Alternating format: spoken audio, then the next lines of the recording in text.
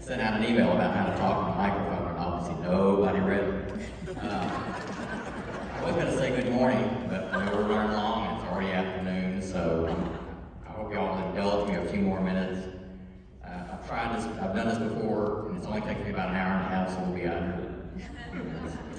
I want to thank everybody for coming out this morning. Sure would be so honored to see all of our friends out here, and thank everybody for saying all the kind words, and particularly Ron for running interference for me to make it to where we could have the service here.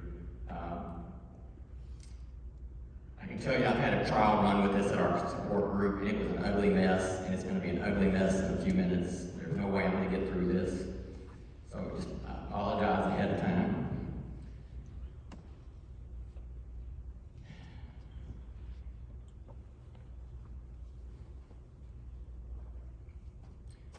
Most of y'all know what I do for a living. I'm an IT guy, and I deal with customer support almost every day.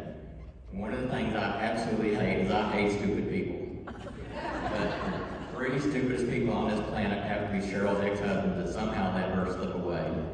And I don't know what they were thinking, but their loss was my gain, and I can't thank them enough. Cheryl and I didn't have a marriage. We had a 40-year epic love affair. There's no other way to say it than that. I mean, it was romantic. She was the epitome of grace and class and elegance. Everybody that talked about the fact that she never said a bad word. I mean, it wasn't just like she was not doing that in her presence. She never did it in my presence. She just didn't have a mean bone in her body.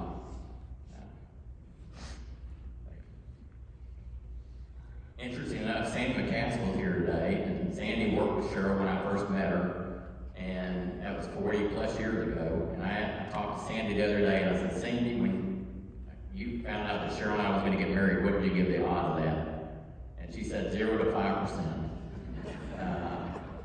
You know, I was going on, Cheryl, I was her fourth, she was my third, so the odds weren't in our favor.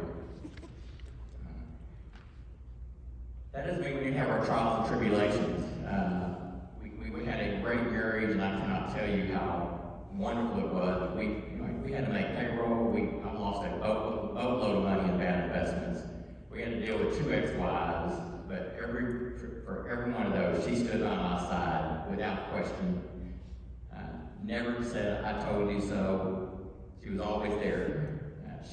Some people say, so Cheryl and I worked together for 40 years, side by side, 24/7.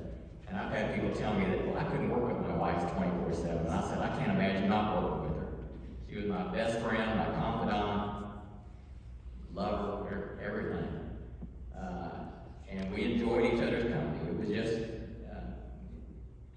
it wasn't, like I said, it wasn't a marriage. It was a romantic love affair. And we held hands everywhere we went. If we were going to the grocery store, the mall, to Big Daddy's, it didn't matter, we were holding hands. In fact, we bought new furniture in about 2018, 2019, and we sat on a love seat to watch TV, and all the new love seats had consoles in the middle of them, and I didn't want a console, so as I'm buying the furniture, I'm turning all the consoles over to see how I'm going to take that console out. So we buy the furniture, I get it home, take the console out, move the 2 recliners together, because we wanted to sit next to each other and hold hands. And in the wintertime, we had a blanket over us. She had a blanket draped over me, and fire in the fireplace. We just loved each other's company. You've seen my post before, and I think I've said that we never slept in a separate bed for 40 years if we were under the same roof. In fact, we never went to bed angry. It's just that was Cheryl. I wish I could say it was all me, but it wasn't. It felt like a courtship. It never was. It never did feel like marriage. And you heard me use the word bride a lot, but that's what she was to me. I wish all of y'all could have experienced what I experienced. And I know some of you, one of the couples is not here today. That person makes a lot of posts, and I know some of you in here absolutely love your spouse as much as I love Cheryl. And I wanted to figure out how to say this without offending all the females in here, so I figured out a way to say it. I wasn't going to say Cheryl was absolutely the best wife God ever put on this planet, but that would be taken away from some of y'all. So what I can say is she was the absolute best wife for me. I had 2 other ones, and I know what a good wife is. My daughter, Aunt, died about 3 months ago, and they didn't have a service for her. She lived out in East Texas. She was a recluse, had no friends, and this was before Cheryl passed away. But I said, when I told Stacy, I said, you're going to see a little difference when anything happens to Cheryl. That I'm going to do something real quick, and some of y'all aren't going to be able to see this unless you turn around. But there's 3 people that have really influenced my life. And I can tell you they're all female, surprise, surprise. First one obviously is Cheryl. Everybody's already said it. Cheryl just made you want to be a better person. She lifted you up rather than trying to drag you down to her level. You just being around her, you just want to be a better person. But I had 2 other people in my life, and one of them I'm just going to share a brief story with, and you're going to have to wonder the rest of your life what this is about. But I had an employee, and there's only one person in here that knows her, and that's Rodney. But I had an employee named Beverly Smith, and to this day, you have never seen me in the last 30 years that her influence is all over me. And you'll have to figure that one out. She just had a very, very huge impact on me. You're thinking, how can an employee do that? Well, she did. But there's another person, and before I tell you who that person is, I'm going to ask y'all to raise your hand in a minute. I don't want any of my family to raise your hand, and I don't want Greg and Suzanne to raise your hand, and you'll figure out why in a minute, Greg. But if you know Christy Madison or Jim Tullis, raise your hand. You can all look around. 80% of this group in here know Jim Tullis and Christy Madison. If it wasn't for Christy Madison, y'all wouldn't be here. Christy Madison introduced me to Jim Tullis, who introduced me to the Flower Mountain Social Club, the Pirate Hearts, the skiers, the divers, the sailors, the airline. You are a chosen family. I have my biological family up here with me, but you're our chosen family. And I'm a touchy-feely kind of guy. I mean, hell, half the females in here already know that. I like hugging, I like kissing, and you are why we're both, Cheryl and I were both only children, so yes, you're our family, and it's a family of choice. And if you look on Facebook and you see all your friends, those aren't your friends. These are your friends, the ones that show up for you. I can't say enough good things about all of y'all. And like I said, I talked to Christy last night. I showed her the video that you're about to see here in a minute, and she called me crying. I wish she could have been here. There was 2 people I really wanted to be here, and that was Christy and Jim Tullis. Jim Tullis is in Cozumel, and Christy's in Florida. So you've heard a few people say that how put together Cheryl was always. The joke we had is she wouldn't go to the mailbox without makeup on. And that wasn't a joke. That was pretty much real. Her routine was get up in the morning, take a shower, put on makeup before she ever left the bedroom. We didn't drink coffee, so there was no reason to go to the kitchen to do coffee. It didn't matter whether we were going to work in the yard. It didn't matter. Her routine was get up, show up, put on makeup. And when she got to the point where she couldn't do that, I started doing it for her. So for the last 3 years, I learned how to do foundation and powder and blush and eyeshadow and lipstick. I got really good at it. The only thing I couldn't do, I understand when women complain about their hair, having bad hair, that I never could get her hair looking like she made it look. I never did that good. She was an ageless beauty, and everybody says, she was beautiful on the outside, but she was, just as beautiful on the inside. And she was 6.5 years older than I was, and she hid that forever and ever. And her and Monty tried to keep that a secret. I said, one of these days you're just going to own it. And her 70th birthday party, that was when a lot of people finally figured out how old she was. She's 65 in that picture behind. The disease started taking a toll on her towards the last 3 years. But up until then, we went to a New Year's Eve party, last December. Last December, I knew she was going into memory care, so we did everything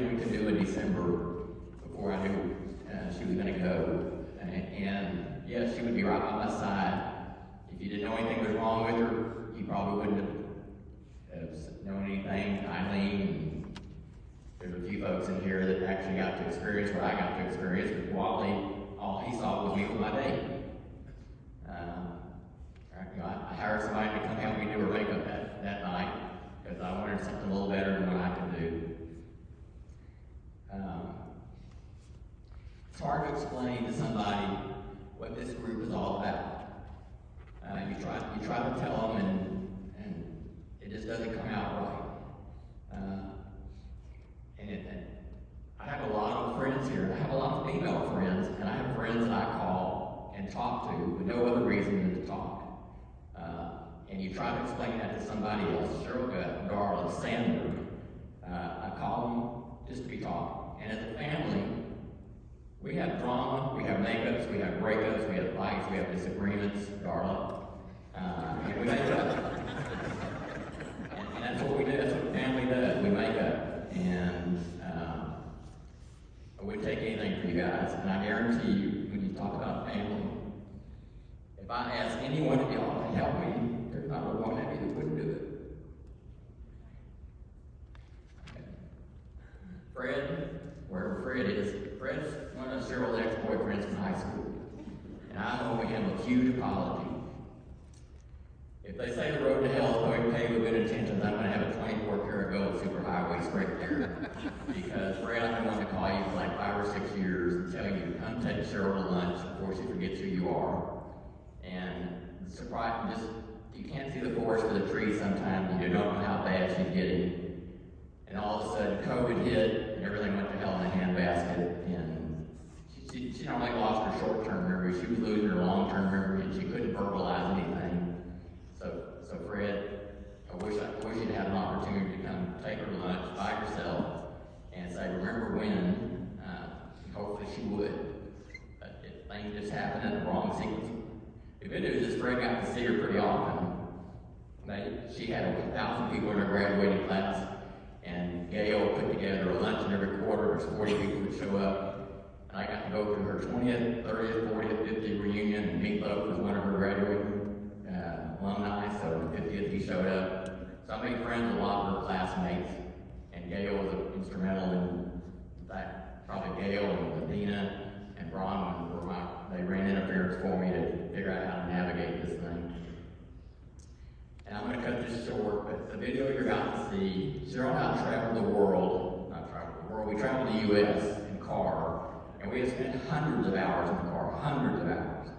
And you're spending a lot of hours in the car, you have a lot of time to think about things.